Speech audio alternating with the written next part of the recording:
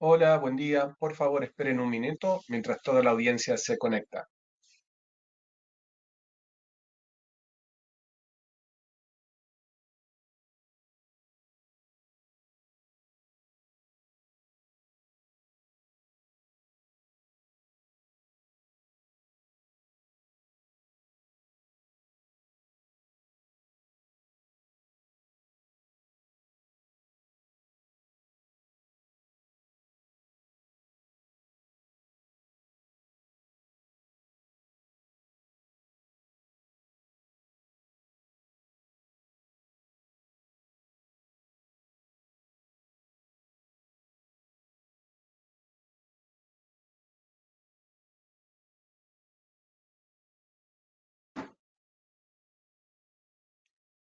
Muy buenos días, mi nombre es Sebastián Pérez Ferreiro, soy Managing Editor de BN Américas. En este webinar vamos a analizar el futuro de Colombia tras las elecciones que convertirán a Gustavo Petro en el primer líder de izquierda del país a partir del 7 de agosto.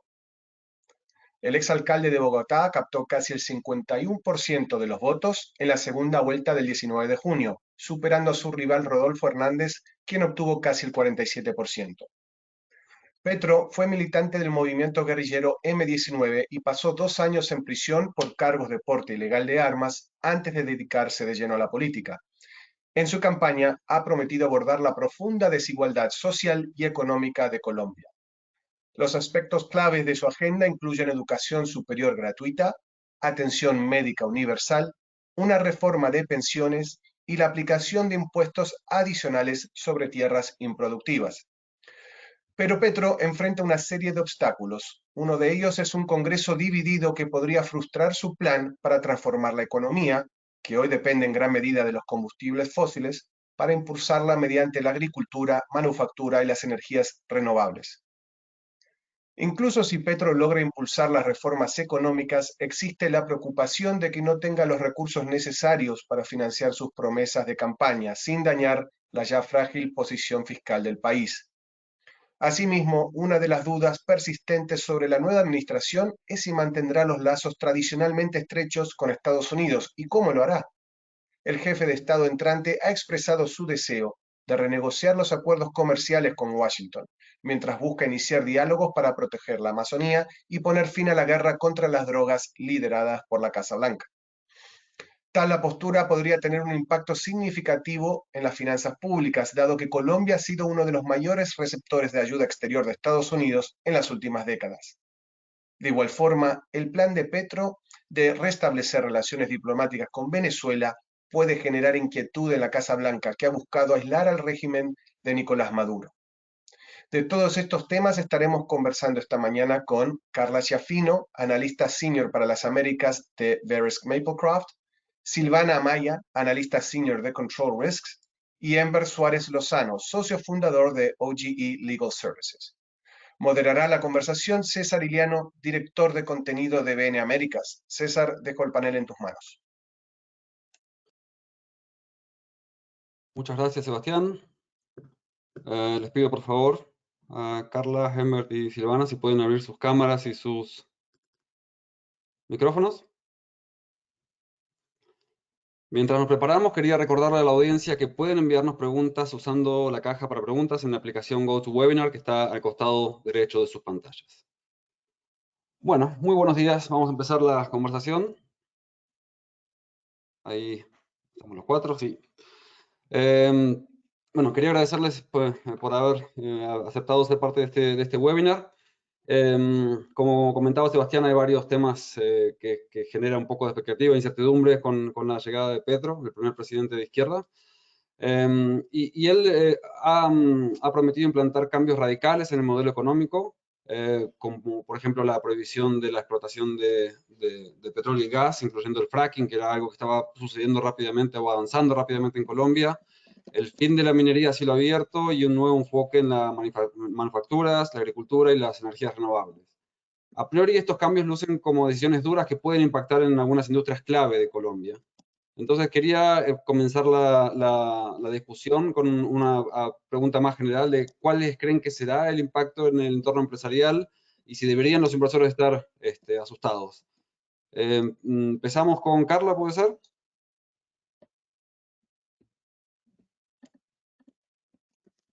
Claro, muchas gracias, César. Muchas gracias a todos por acompañarnos. Sí, en primera instancia lo que nosotros notamos sí es un incremento de la incertidumbre en el ambiente empresarial, en principio en términos de lo que pasará con la histórica estabilidad regulatoria y estabilidad en contratos en Colombia con la llegada de Gustavo Petro a la presidencia. No notamos una necesidad o un aumento de riesgo de fugas de capitales importantes. Lo que estamos viendo es que en estos primeros meses, en lo que queda del gobierno de Iván Duque y lo que serán los primeros meses del gobierno de Petro, lo que sí vemos es muy probablemente una espera y digamos, un delay, digamos, en tomar decisiones de inversiones, porque hay varios puntos a los que los inversionistas le van a prestar mucha atención en los próximos meses. Primero, hacia dónde irá un posible gabinete económico. Hemos estado viendo ciertos nombres de gente incluso ya con cierta experiencia en administraciones anteriores, que digamos puede mandar un mensaje de tranquilidad a los mercados y a los inversores.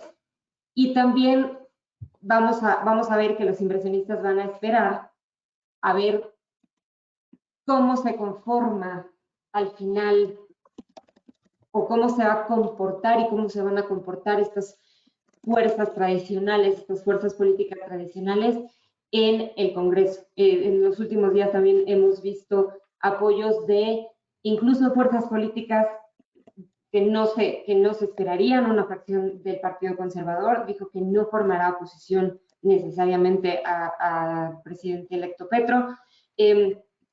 Facciones del partido de la U también dijeron que van a trabajar con Petro para la conformación de las comisiones. Entonces eso, de alguna manera, los inversionistas van a estar muy atentos a qué significa eso. Si bien esto podría pensar que se le va a facilitar mucho más a Petro avanzar sobre una agenda y sobre su agenda económica, también habla de una necesidad de cierto tipo de moderación. Y ahora el riesgo que en Maplecroft vemos es cómo lo van a tomar las diferentes fuerzas dentro de la misma coalición que llevó a Petro a la presidencia. Entonces, para sumar un poco, los riesgos que vemos es que sí vaya a haber mucha incertidumbre, que vaya a haber cierta cautela en tomar decisiones de inversión, pero los dos puntos que van a ser importantes dentro de las próximas semanas será quiénes serán o formarán parte de su gabinete económico y cómo van a reaccionar las fuerzas tal vez un poco más de izquierda o más radicales dentro de la coalición del presidente electo. Perfecto, muchas gracias. Silvana, ¿qué nivel de alarma están viendo? Sí, bueno, muy parecido a lo que mencionaba Carla, creo que hay mucha incertidumbre y creo que hay mucha expectativa también acerca de los nombramientos que haga Gustavo Petro en el gabinete. Se espera mucho que se nombre el ministro de Hacienda, hay muchísimo ruido, nosotros creemos que es muy probable que efectivamente nombre a Luis Antonio Campo como ministro de Hacienda. Eso daría un parte de tranquilidad a los mercados y digamos, al empresariado colombiano y extranjero en cuanto a qué tan extrema pueden ser los cambios, sobre todo en política monetaria. Nosotros tradicionalmente en Colombia hemos tenido, digamos, un manejo de la macroeconomía bastante conservador, bastante ortodoxo, y creo que nombrar a alguien como Campo en esta cartera va a dar un poco el mensaje que no van a ser tan abruptos los cambios.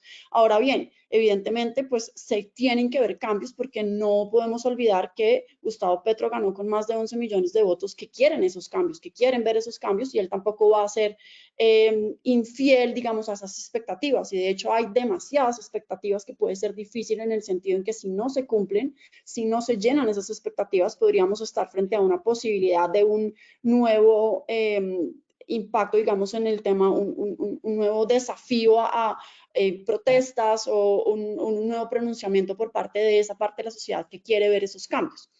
Por otro lado, hay otras carteras que también pueden dar mensajes de tranquilidad o no.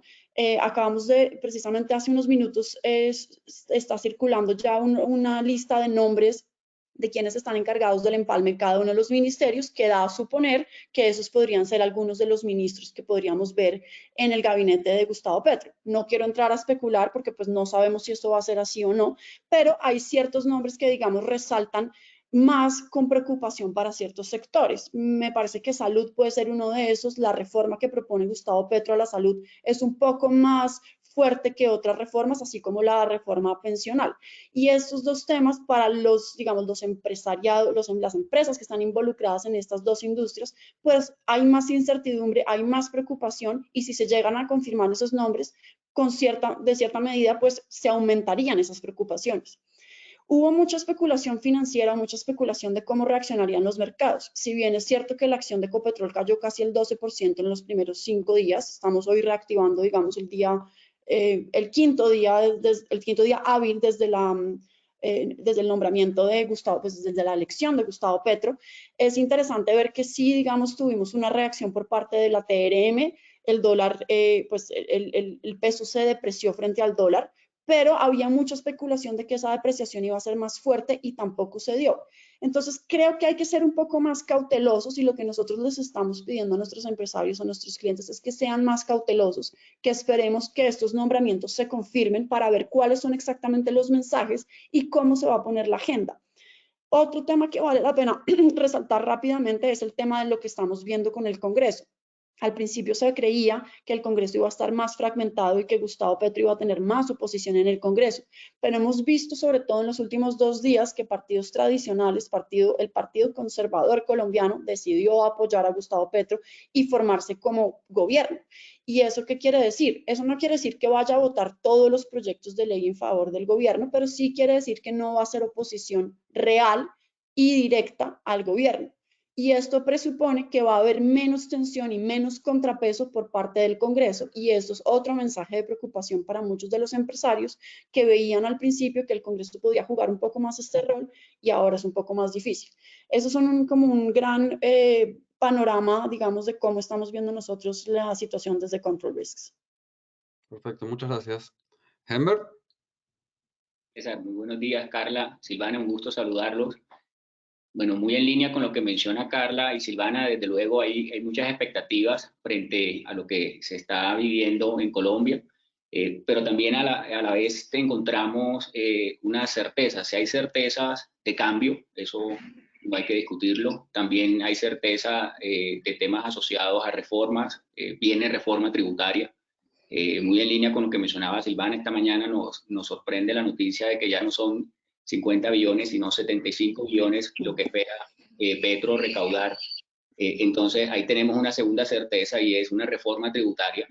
La tercera certeza, muy en línea con lo que ya nosotros tenemos en nuestro gobierno saliente, y con lo que se ha anunciado también, no solamente en campaña, sino también en recientes entrevistas por parte de Petro, es la certeza del fortalecimiento de las energías limpias, todo lo que involucre energía solar, energía eólica, biomasa, y la cuarta certeza que viene quizás un poco más prolongado en el tiempo, es muy en línea con lo que mencionaba Silvana. Digamos, aquí también tenemos nosotros que tener en cuenta que Colombia se ha destacado por ser un país con una legislación que brinda señales de tranquilidad al inversionista. Eso está plasmado en unas normas.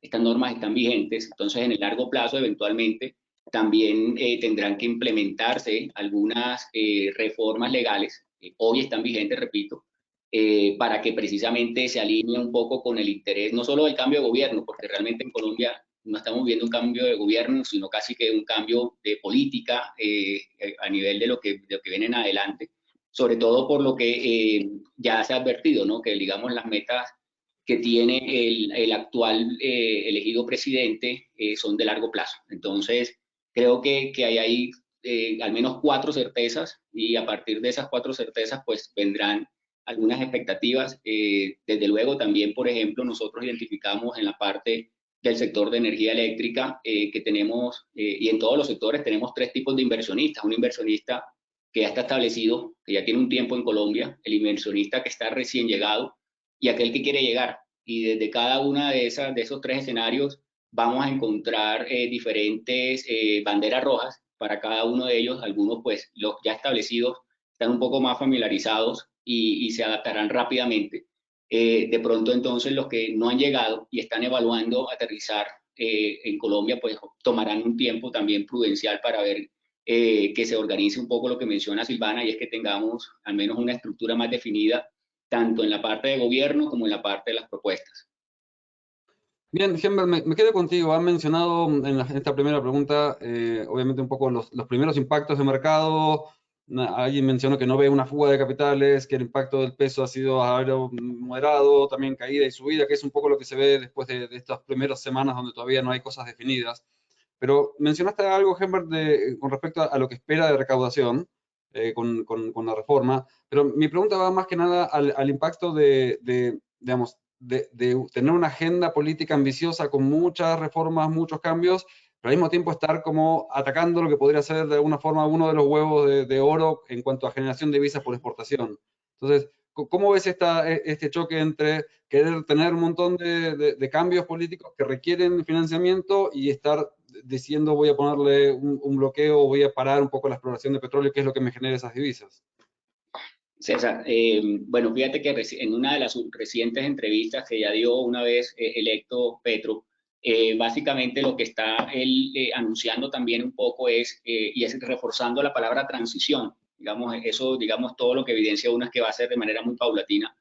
Yo creo que lo que tiene que ver con la prospección en el sector de hidrocarburos y la exploración y explotación de hidrocarburos, él lo ha anunciado, digamos, junto con el tema de minería, será algo que está muy en la agenda de él. No lo veo razonable, honestamente. Creo que si estamos demandando ingresos, tanto la industria del sector de minería como la parte de hidrocarburos son aportantes significativos para Colombia. En el pago de impuestos, precisamente, si es lo que desea es un mayor recaudo, pues debe continuar fomentando, al menos en lo que tiene que ver, repito, con el sector de minería y con el sector de hidrocarburos, fomentando tanto la exploración como la producción de estos recursos valiosos para Colombia. Entonces, si bien él lo ha anunciado y está, creo que, sobre la mesa, creo que eso es algo que no será inmediato.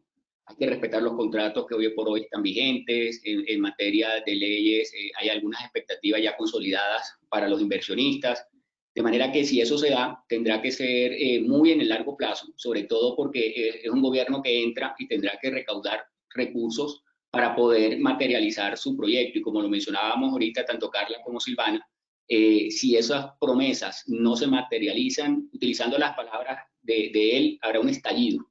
No algo violento, pero un estallido. Va a haber algo también que, si él no honra lo que ha prometido en sus campañas, pues sin lugar a dudas creo que va a haber le van a pasar la cuenta también muy alto por no cumplir eso. Y para eso, repito, necesitará recursos, y la industria de los hidrocarburos y de minería son esenciales.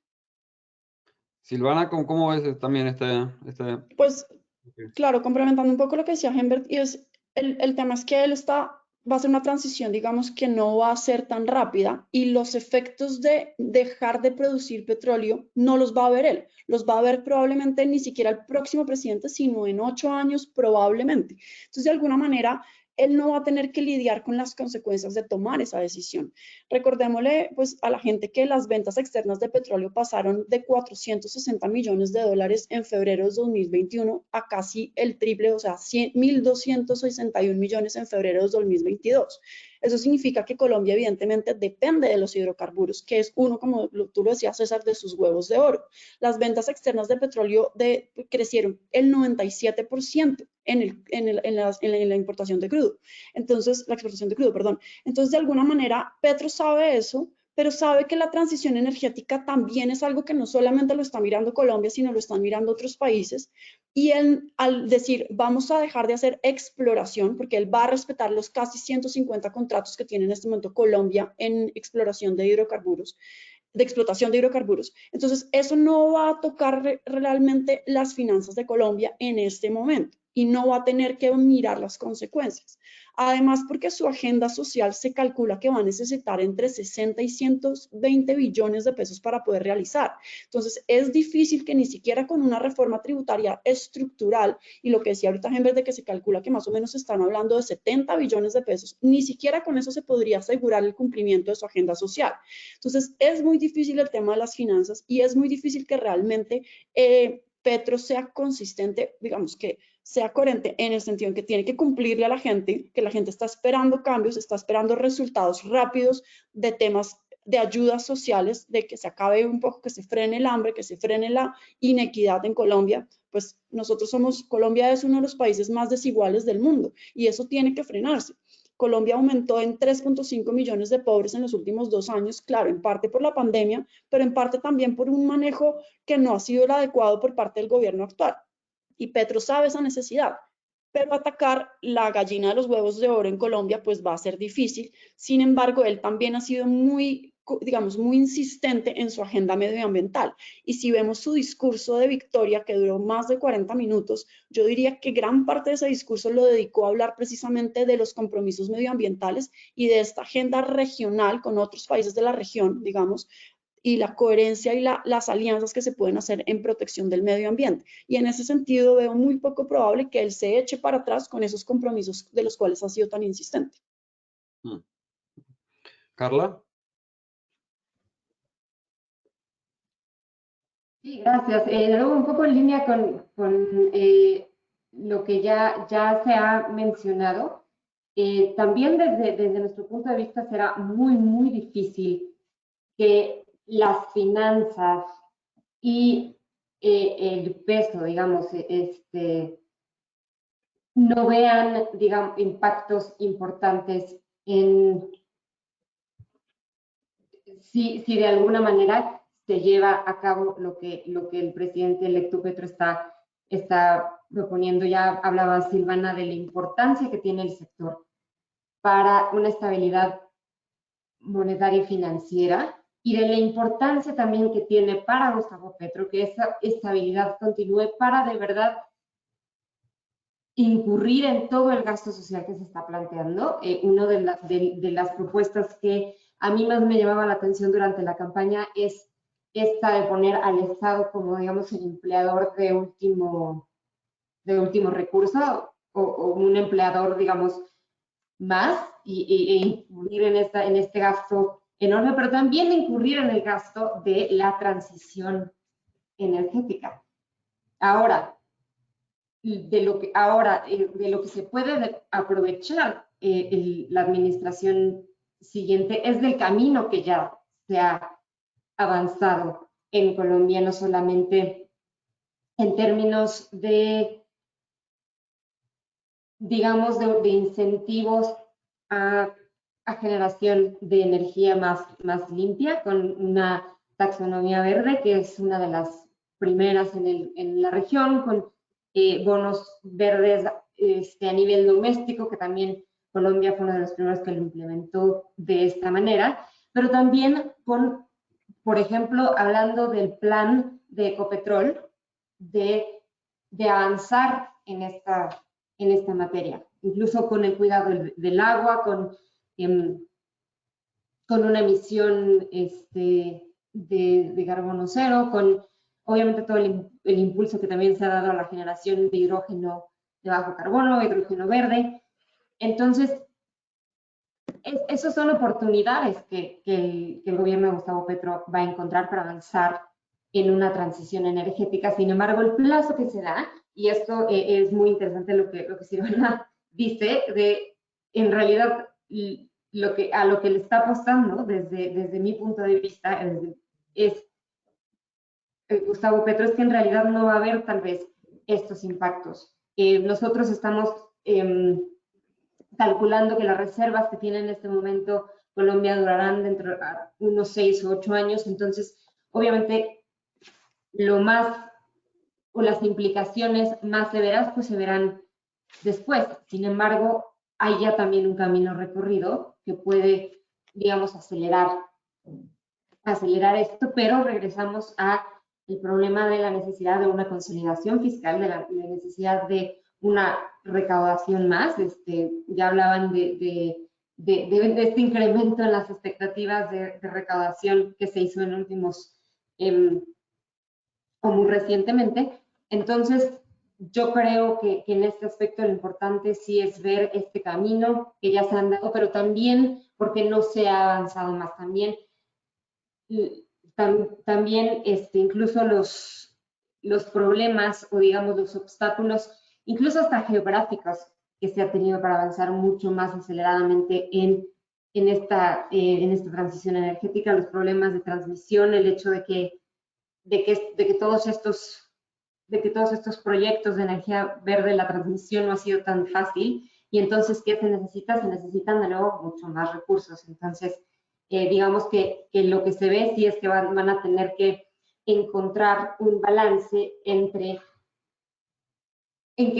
o más bien enfatizar mucho esto de la transición. Y obviamente, como ya habíamos mencionado, como otro de los obstáculos, aparte de los que habíamos hablado en términos de geografía, de falta de recursos por la dificultad de transmisión de esta energía, también obviamente, como ya habíamos mencionado, el hecho de que estos resultados se van a esperar en el muy corto plazo, porque hay muchísimo entusiasmo, muchísima expectativa en torno a la llegada de Gustavo Petro, ¿no? Un poco lo que sucedía con Gabriel Boric en Chile, toda esta expectativa que hay, obviamente, los votantes y las personas que le dieron su confianza al primer gobierno de izquierda del país, pues van a esperar estos resultados en el muy corto plazo, en especial en materia medioambiental. Y recordemos, bueno, quién será la siguiente vicepresidenta del país, ¿no? César, si me permites, brevemente, hay dos riesgos adicionales que no mencionamos ninguno y que creo que son importantes también mencionarlo rápidamente, y es la independencia energética que se pone en riesgo al parar la exploración. ¿Por qué? Porque Colombia tiene gas probado hasta el 2025 y petróleo, digamos, gasolina, hasta el 2028. De no continuar con la exploración en ese momento, se podría, digamos, perder esa independencia energética, y eso sí pondría en riesgo nuestro autoabastecimiento, y creo que eso es algo que sí Petro no está contemplando y no está viendo en este momento tan concretamente de cómo lo va a manejar. Mira, me quería quedar con eso, un poco lo que mencionaba, sigo con Carla. En Benaméricas, obviamente, una de las cosas que más cubrimos es la industria del petróleo y la industria de las renovables. Y hemos visto toda la serie, toda la película en México, de cómo las reformas y todo, la explosión, la expectativa, la generación de la llegada de nuevos inversionistas, y lo que ha pasado después, ¿no? Con el Estado tomando control, cerrando grifos por todos lados, con la intención de tomar más control y quedarse con todo ese movimiento y esa inversión. Entonces, obviamente con Ecopetrol hay expectativa de que se transforme en una empresa de energías verdes, pero ¿creen que está en el ideario de Petro y del nuevo gobierno transformar en Ecopetrol una especie de CFE donde tome el control o realmente empiece a agarrar todas las manijas para mantener controlado el avance de las energías renovables a su ritmo, a su manera, con las inversionistas que él quiere?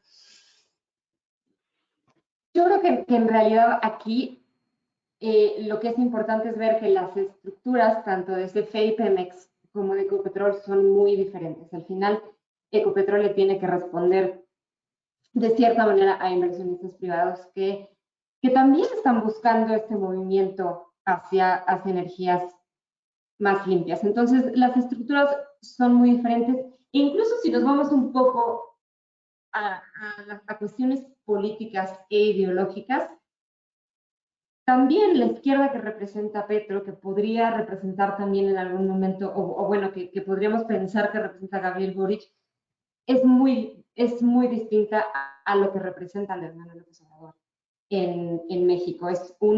En México tenemos un gobierno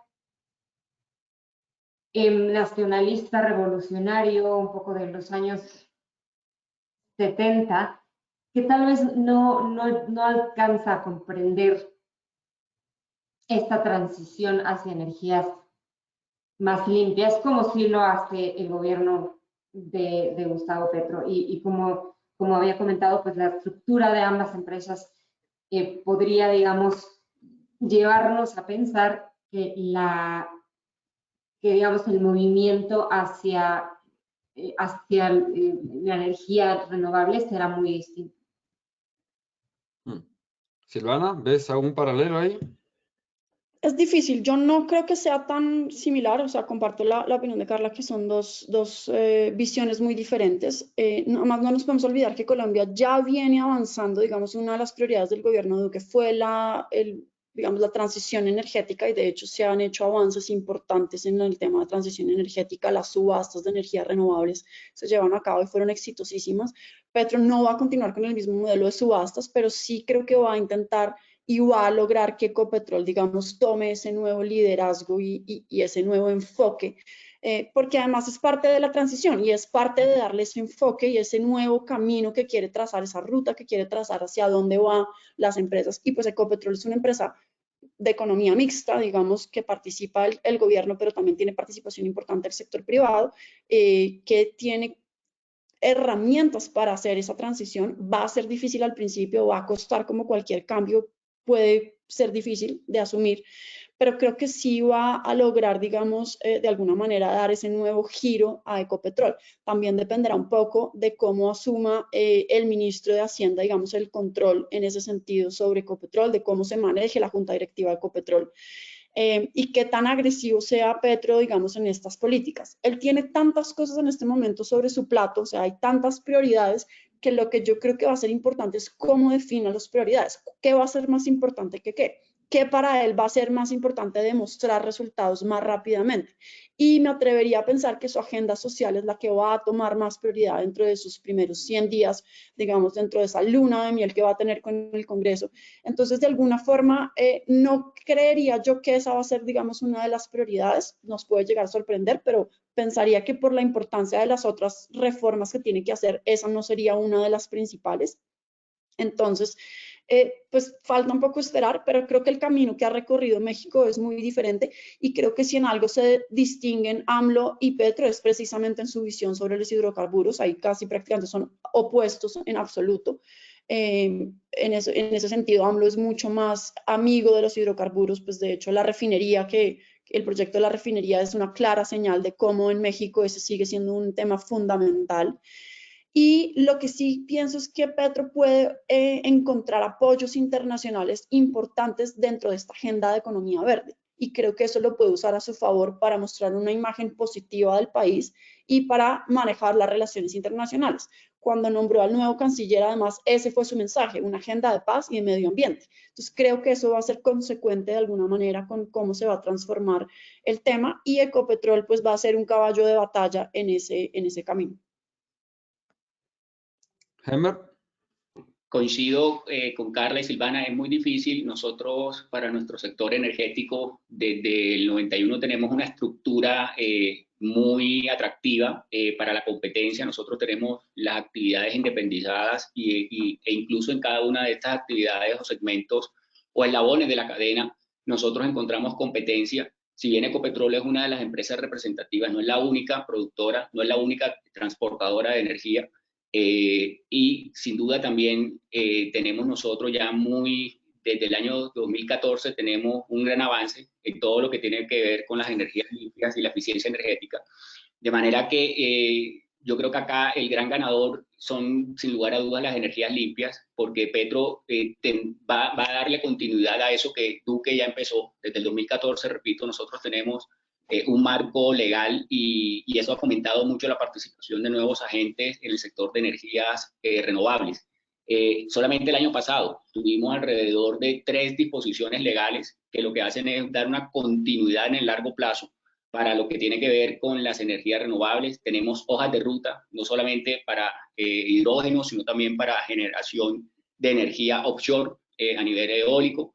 De manera que no va a ser tan fácil, y digamos también muy en línea con lo que menciona Silvana, y lo vimos precisamente en el actual gobierno. El actual gobierno a nivel internacional consiguió unos recursos y gestó unos recursos interesantes, hizo presencia en diferentes escenarios internacionales de lucha contra el cambio climático, lo cual posicionó a Colombia en un lugar muy interesante, y creo que muy en línea con lo que ya él ha mencionado. eso va a ser en el corto plazo. Para mí el ganador en el corto plazo, sin lugar a dudas, son las energías renovables. Sí, desde luego, Ecopetrol tendrá un papel importante, siempre lo ha tenido, pero repito, no es el único actor que tenemos nosotros en Colombia. Nosotros tenemos, repito, una estructura, una arquitectura que garantiza la competencia y también, sin lugar a dudas, va a haber oportunidad, no solamente para estas empresas ya establecidas, sino también, César, para las empresas fabricantes. Sin dudas, independiente, digamos, de quién crezca más en estos nuevos años, va a haber necesidad de implementar proyectos, va a haber necesidad de importar equipos, baterías de almacenamiento, aerogeneradores, lo que mencionaba ahorita Carla con el tema de la transmisión, que ha sido un tema muy particular en Colombia. Sin lugar a dudas, digamos, para desarrollar la transición energética necesitamos unos equipos, y eso nos hace atractivo para los fabricantes, para que al menos lleguen también y encuentren esas oportunidades de acompañar al proyecto y a las empresas que ya están establecidas actualmente. Sí, miren, me estaban revisando, antes de pasar al tema más geopolítico, llegó una pregunta a la audiencia que tiene que ver con esto. Dice, el gas es una parte muy importante de la transición energética. También existe una expectativa de que se genere un gap entre la oferta interna y la demanda a futuro. ¿Creen que las políticas propuestas de Petro puedan empeorar esta situación? Humbert, no sé si quieres. Bueno, en materia de lo que es, digamos, muy con lo que tenemos de momento, y son las manifestaciones que él ha hecho, él digamos, ha planteado frenar algunas expectativas de prospección, pero muy en línea con lo que mencionaba Silvana. Yo creo que se van a respetar los contratos existentes. Tenemos un marco, repito, legal que garantiza al menos el desarrollo de lo que tiene que ver con gas natural. Actualmente también tenemos algunas iniciativas para fomentar en Colombia el abastecimiento de gas natural. Es cierto, tenemos una fecha límite en la cual se advierte un decrecimiento. No obstante, precisamente ese decrecimiento y el ejemplo que nos ha dado, por ejemplo, la situación entre Rusia y Ucrania, de mermar esa dependencia económica, nos va a permitir a nosotros, o a Petro, le va a permitir, y a su grupo de asesores, le va a permitir ser consciente de que no puede cerrar 100% lo que tiene que ver con los hidrocarburos. Nosotros tenemos que seguir caracterizándonos por lo que de momento hemos sido, muy independientes en materia energética, y digamos, aunque tenemos unos vecinos que eventualmente puedan, como él lo ha anunciado, puedan suministrar, creo que lo ideal estratégicamente es continuar sosteniendo esa independencia energética. Bien, no sé si tienen comentarios sobre eso o paso al tema geopolítico. Bueno, Petro ha prometido renegociar acuerdos comerciales con Estados Unidos, poner fin a la guerra en contra de las drogas y restablecer relaciones con Venezuela. Eso es de alguna forma poner en revisión dos temas de posición geopolítica clave para Colombia, que ha sido aliado de Estados Unidos por varias décadas. Entonces, la pregunta es, ¿qué impacto creen que pueden tener esto? ¿También es algo que va a ser así una de las primeras cosas que haga, o es algo que es parte de la campaña pero lo va a ir haciendo con el tiempo? ¿Cómo ven la dinámica de esto? Empezamos con Carla. Claro, muchas gracias. Sí, yo creo que este puede ser en materia de política exterior uno de los temas y de los retos más importantes que va a tener la administración de Gustavo Petro en los próximos 12, 18 meses. Es muy importante y significativo que al final una de las primeras llamadas, o muy cercano a la elección, muy recientemente, se haya establecido comunicación con la administración del presidente Biden. Y creo que aquí lo que tenemos son oportunidades y muchos retos. Entonces, y lo que vemos incluso desde México, incluso desde lo que pasó también con México cuando el presidente Biden entró, es sí una apertura desde el gobierno de Estados Unidos a, digamos, establecer relaciones bilaterales pragmáticas, separando los temas de la agenda y no condicionando unos a otros.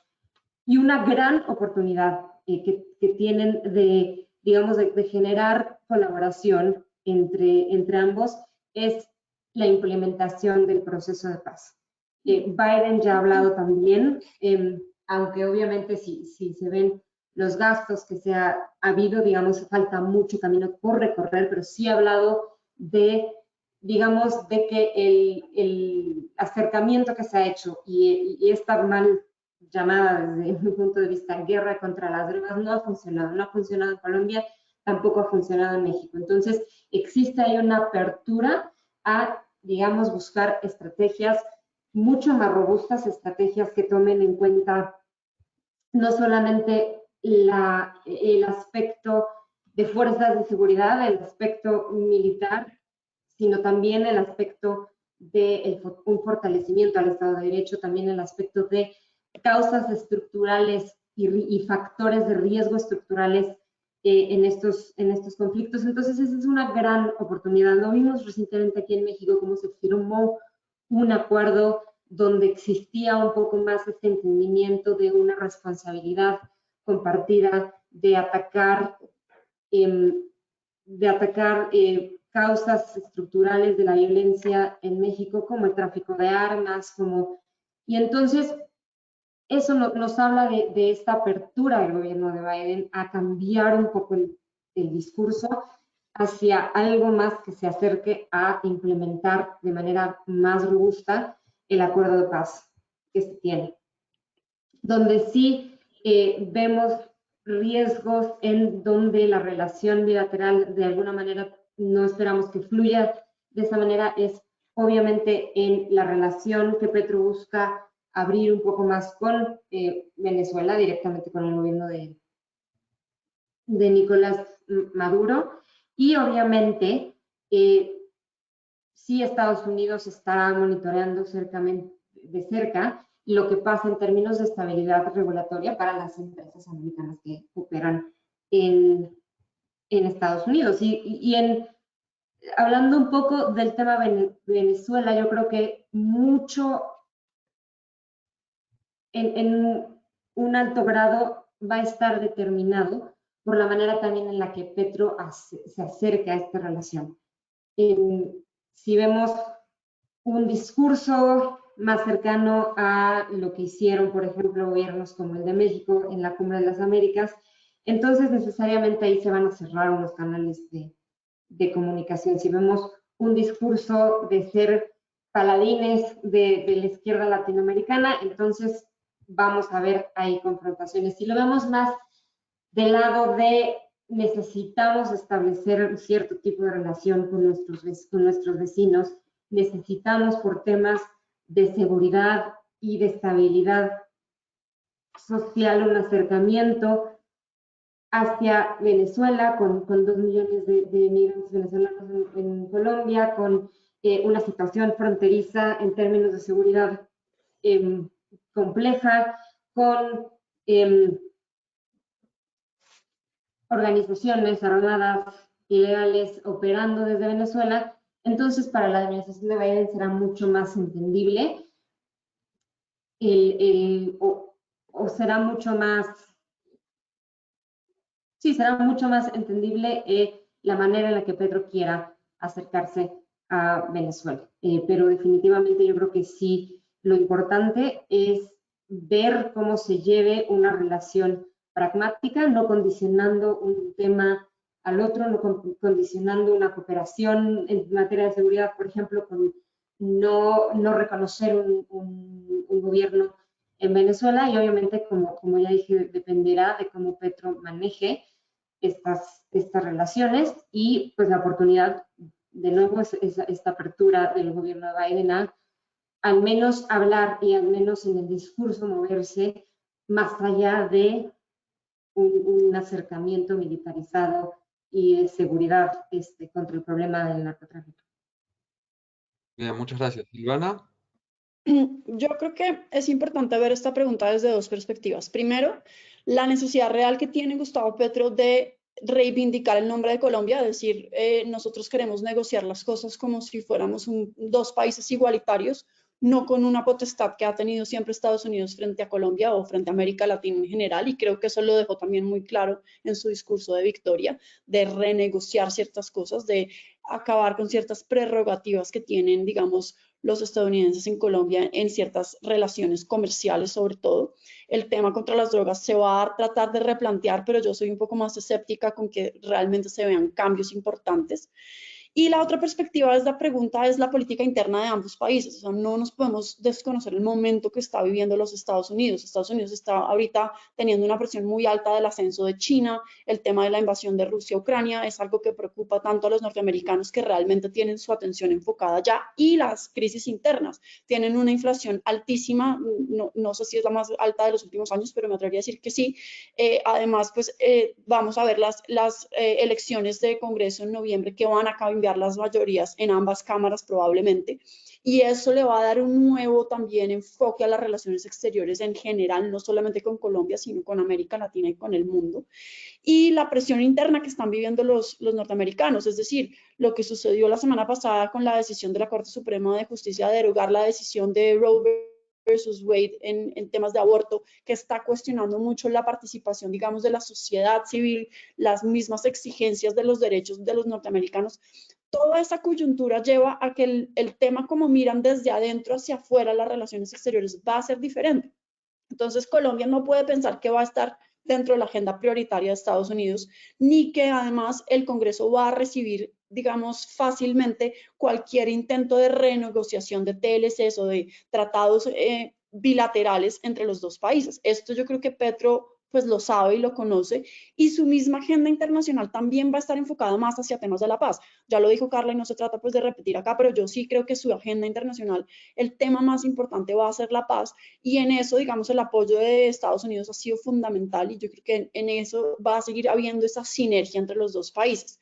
Pero creo que no nos podemos olvidar ni de los procesos internos que está viviendo Colombia y que va a empezar a vivir Colombia a partir del 7 de agosto, ni de los procesos internos que tiene Estados Unidos, que van a opacar o, digamos, limitar un poco su agenda internacional y sobre todo sus relaciones con Colombia.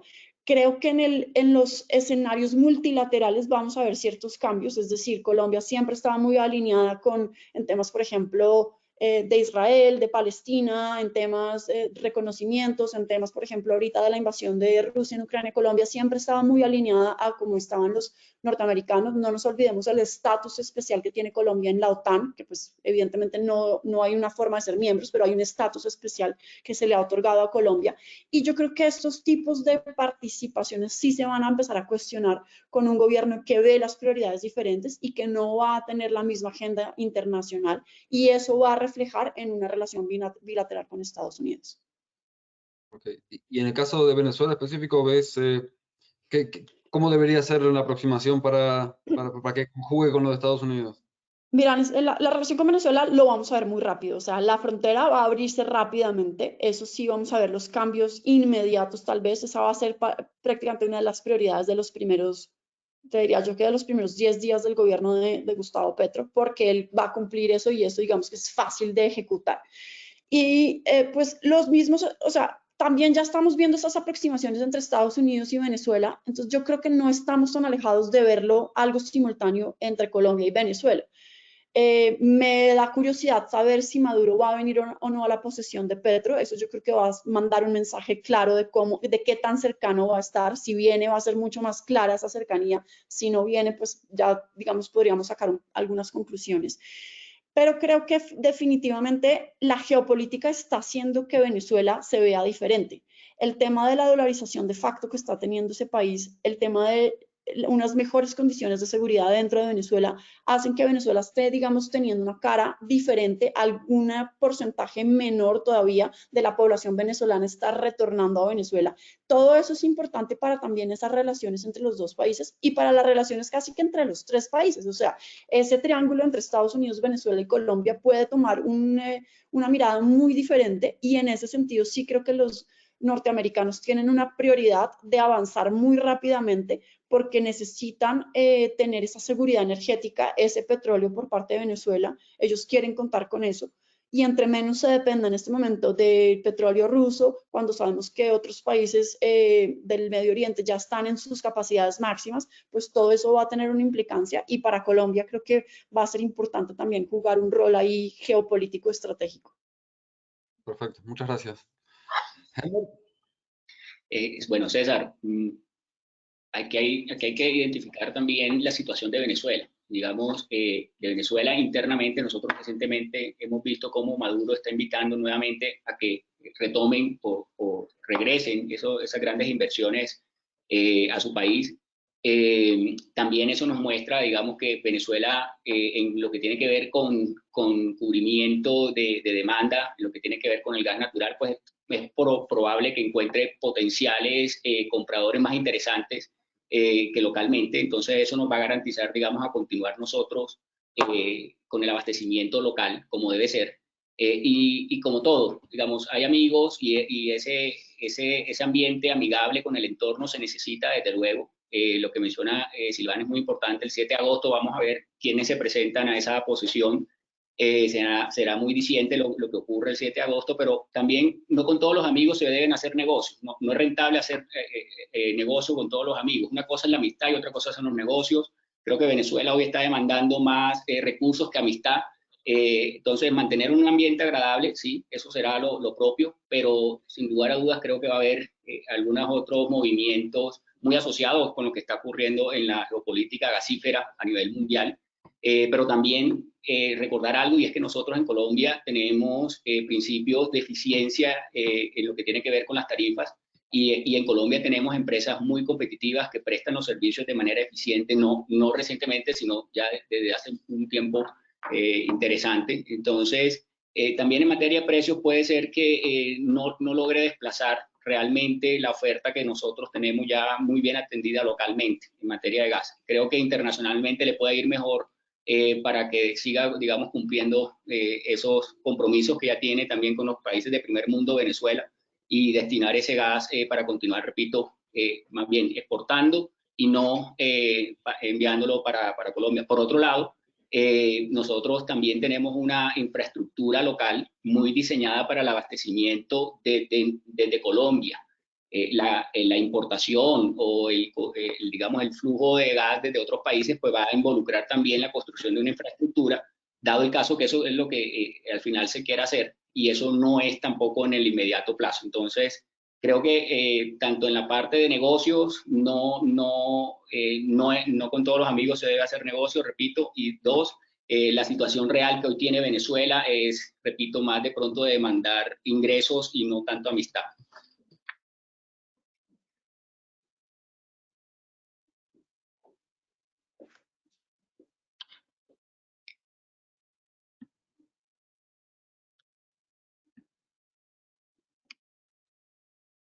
Bueno, una pena.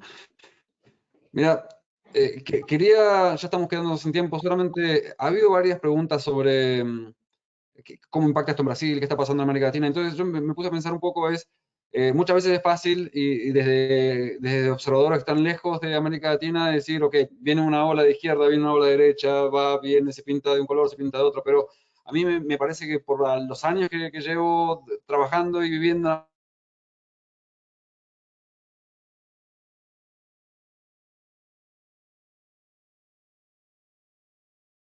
César, creo que perdimos tu América voz. Latina, que siempre es una especie de carrusel con vaivenes, colores que parecen de un color y después son de otro. Entonces, ¿qué es lo que hay años en la región con lo que pasa en Brasil?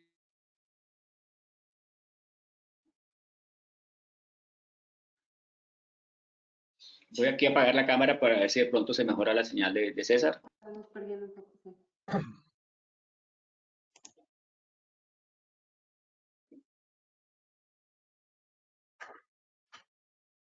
Bueno, estamos teniendo problemas con el audio y la conexión de César. Carla, no sé si escuchaste la última pregunta que hizo. Eh, si no, bueno, ya estamos sobre la hora en realidad, y me parece que esta es una buena oportunidad para poner fin al webinar. Muchas gracias, Carla, Silvana y Ember, por traernos su visión sobre lo que puede ocurrir en Colombia. A todos nuestros suscriptores quería recordarles que ya está publicado el reporte de riesgo político de junio en nuestra plataforma, en el que también abordamos las expectativas en torno al gobierno de Petro. Y para quienes aún no son suscriptores, los invitamos a visitar bnamericas.com para que puedan dar un vistazo al excelente contenido que publicamos todos los días. Muchas gracias y que tengan una gran semana. Muchas gracias. Muchas gracias.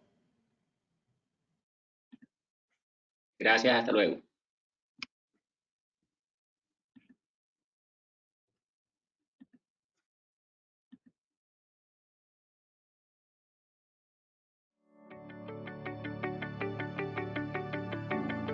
Los clientes cambian, los negocios cambian, el mundo se transforma más rápido que nunca y las oportunidades están ahí, esperándonos. Más de 20 años de innovación nos han convertido en la solución líder de inteligencia de negocios de Latinoamérica. BN Américas es una plataforma especializada en noticias, proyectos, perfiles de empresas, contactos clave, análisis, riesgo político y más, todo en un mismo lugar. Cada día, más de 50 periodistas y especialistas en terreno analizan las industrias más importantes de la región. Explora los proyectos donde están las oportunidades para tu negocio. Encuentra las compañías que están participando en esos proyectos y conéctate con quienes toman las decisiones importantes. Toma las mejores decisiones de negocio con información precisa sobre las industrias que mueven la economía de Latinoamérica. Accede a miles de noticias con novedades sobre proyectos, regulaciones e inversiones. Sigue las tendencias, conoce los riesgos y oportunidades para tu negocio, accediendo a los análisis y reportes de nuestros especialistas que cubren toda la región. Redefine tu estrategia de negocio y decide tus próximos pasos hacia el éxito. BN Américas, conectando oportunidades.